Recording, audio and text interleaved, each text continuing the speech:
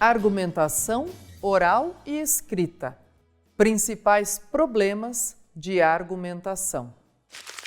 Olá pessoal, tudo bem? Sejam todos e todas bem-vindos e bem-vindas.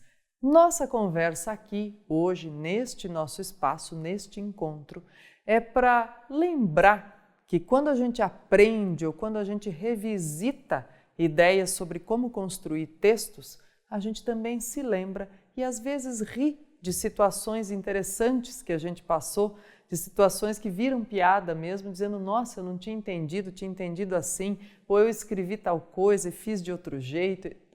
Tudo isso faz parte do aprendizado.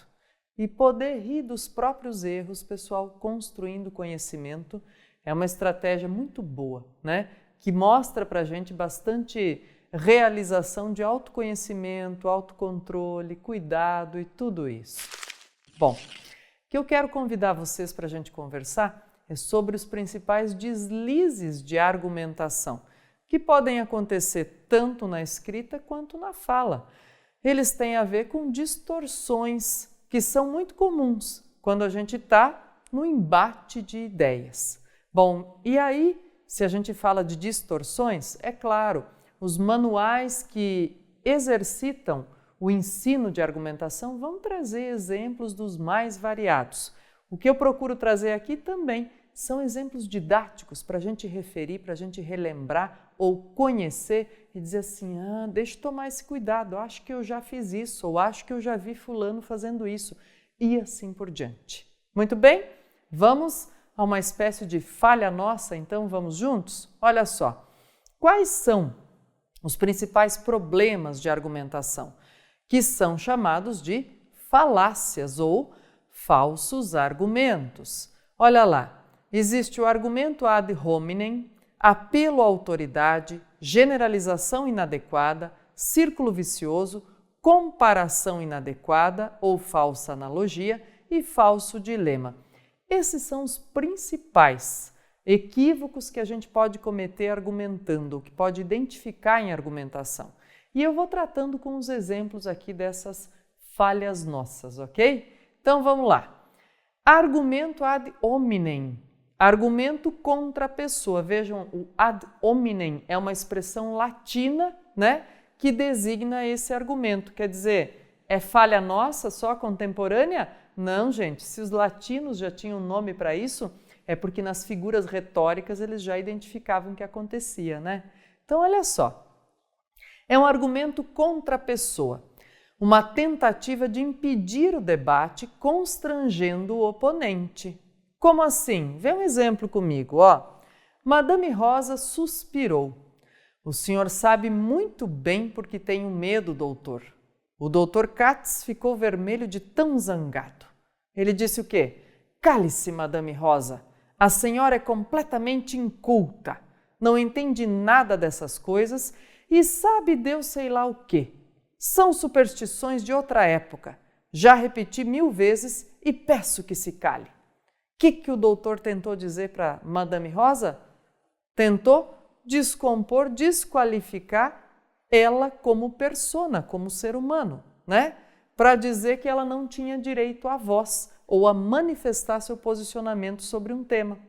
Isso é o argumento que ataca a pessoa e não o conteúdo do que ela está dizendo, né? Diz, ó, você é inculta. Opa, peraí. Quer dizer, se eu sou inculta do ponto de vista de cultura erudita ou de conhecimento clássico, então eu não posso ter uma opinião com base numa experiência de mundo? Claro que posso, né? Então aí é que está o exemplo de falácia argumentativa de ataque à pessoa e não ao discurso. Tá bom? Tem outros exemplos tantos, né? Esse trechinho aqui é de um romance belíssimo, gente, que narra a história aí de amizade e cumplicidade que se faz entre um menino órfão e uma senhora que cuidava desse menino. É uma história contada que ganhou prêmio, né, na França, maior prêmio de literatura francesa, que se chama A Vida pela Frente. É a história da construção da personalidade desse menino e como ele vai capturando dos adultos à sua volta o que ele pode ou não reproduzir, né? A Vida pela Frente. Também virou filme, está na plataforma da Netflix, mas com o nome Madame Rosa e Momo, ou Rosa e Momo, tá? Então vale a pena também ver essa abordagem cinematográfica do diálogo. Que mais? Apelo à autoridade. Usar um comportamento ou discurso de alguém como exemplo. Qual é o exemplo que a gente tem aí? Mas se até fulano fez, peraí, mas fulano não é referência nessa área do conhecimento. Então, vamos supor que eu tenho uma situação que tem a ver com conhecimento científico e um artista famoso fez uma declaração contra esse conhecimento científico. Você diz, espera aí, ele é famoso, mas ele é um artista, ele não tem formação naquela área. Então, toma muito cuidado que não é porque uma pessoa é famosa que ela é referência de autoridade em todas as áreas, né? Então, esse é o ponto de apelo à autoridade, apelo inadequado. Lembre-se, então, é minha chamada de atenção. Lembre-se de que o fato de uma pessoa ser famosa e ter um discurso simpático ou convincente não quer dizer que ela tenha conhecimento que lhe confere autoridade em economia, política ou outras áreas quaisquer, viu? Outro deslize. Generalização inadequada. Gerar afirmações aplicáveis ao grande número de situações ou a um grande número de pessoas. Fazer pré-julgamento e estabelecer estereótipos, ou seja, modelos consolidados, perfis que você já diz, esse tipo de pessoa é assim. Diz, calma lá, vamos ver aí as particularidades. Olha só. 3 irmãos, e aí tem uma história muito bacana que o Carlo Ginzburg, gente, que é um historiador italiano super enciclopédico da atualidade, ele narra no livro Mitos, Emblemas e Sinais. Ele narra essa história dizendo assim, 3 irmãos, vamos lá juntos, numa fábula oriental, difundida entre os kirguizes, tártaros, hebreus, turcos, quer dizer, difundida entre muitos povos, encontraram um homem que perdeu um camelo, ou dependendo da cultura, é um cavalo, né?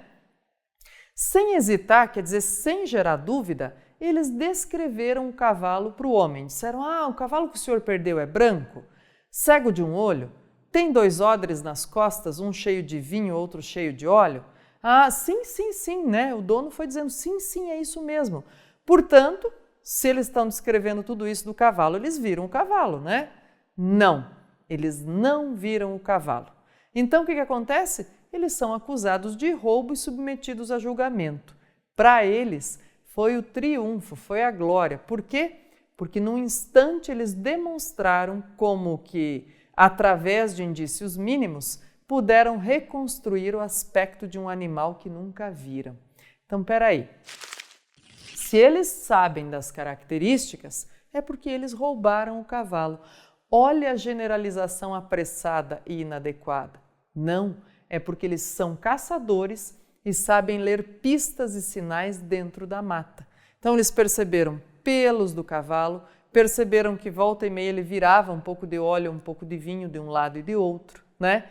Perceberam que ele se embaraçava mais na mata de um lado, então ele devia ter problema de visão de um lado. Vejam só. É por indícios mínimos que eles reconstroem a narrativa, mas é legal a gente entender como isso pode gerar uma constatação, uma generalização inadequada. Sabem as características, então roubaram o cavalo, né? Generalização apressada. Outro problema, fazer círculo vicioso. Gente, quando a gente não consegue chegar a uma conclusão e também não consegue identificar o que é causa e o que é consequência.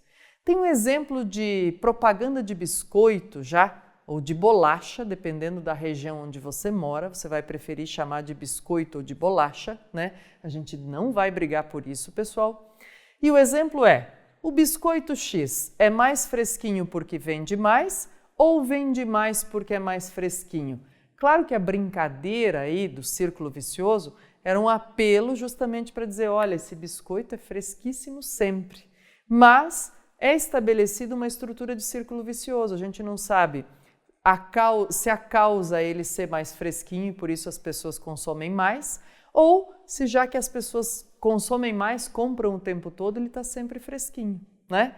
Então, claro, aí é um exemplo legal que apela para a venda do biscoito ou da bolacha ou como queiram, né? Mas, em termos gerais, se eu não consigo dizer o que é causa, o que é consequência, o texto está truncado, ele não revela constatações possíveis, tá? Comparação inadequada ou falsa analogia. Olha só, quando eu tenho dois ou mais elementos diversos que são colocados em contraste para encontrar semelhanças e diferenças. Tem muita gente, pessoal, que quando fala em administração, coloca governos e empresas lado a lado, né? Dizendo que para funcionar um governo precisa agir como uma empresa. É um problema, gente. Por quê?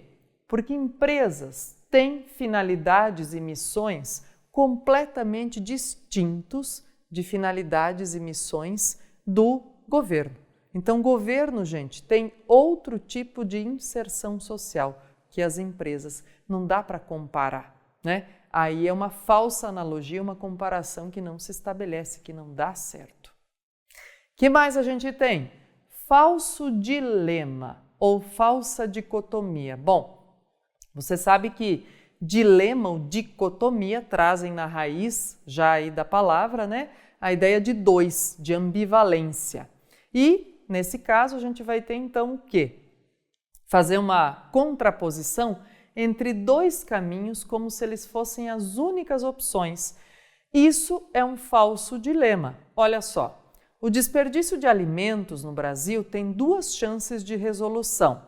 Primeira, as pessoas precisam comprar melhor os alimentos no supermercado. Segunda, os produtores precisam acondicionar melhor os produtos para que durem mais.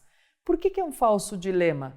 Porque existem muitos outros ou vários outros mecanismos de desperdício de alimentos. Por exemplo, o transporte, desde a colheita até a destinação, né?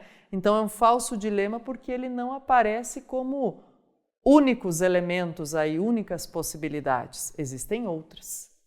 Que mais nós temos aqui? Emprego de palavras vagas ou imprecisas. Por exemplo, um motorista infringiu a lei e por isso a autoridade lhe infligiu uma multa. Olha lá, o que a gente tem aí? Infringir e infligir, gente, de ouvido, são palavras muito parecidas e às vezes as pessoas confundem.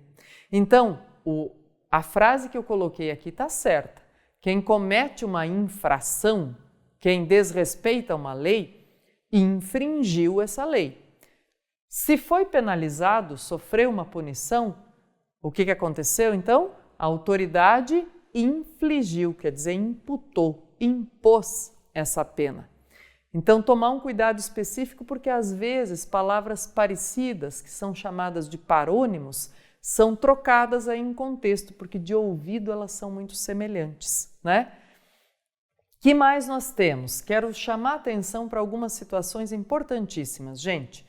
Palavras que podem nos confundir devido à semelhança ortográfica, como retificar, que é consertar, e ratificar, que é assinar embaixo, confirmar. Sessão com dois S's de reunião, sessão com cedilha de departamento e sessão com C e dois S's, que é do verbo ceder, conceder alguma coisa. Comprimento e cumprimento, um de medida e outro de estender a mão, né? Então, assim, esses pontos são importantes que a gente consulte no dicionário e não tenha vergonha de procurar no dicionário.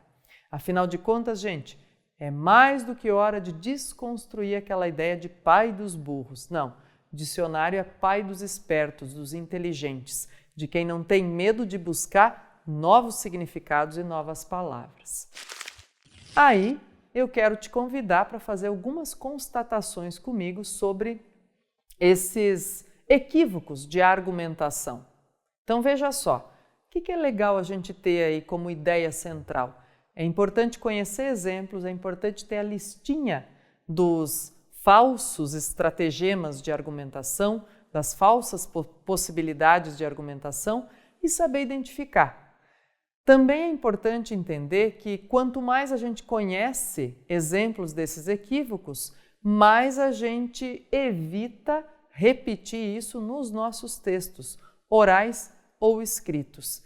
E o que eu quero deixar como uma constatação especial e específica, gente, a gente não precisa ter medo de ousar nos nossos textos, de ser criativo, inventivo, desde que a curiosidade nos mova a consultar o dicionário, consultar documentos e livros e informações que nos ajudem a não distorcer fatos, ideias, opiniões, enfim, a não distorcer a nossa argumentação.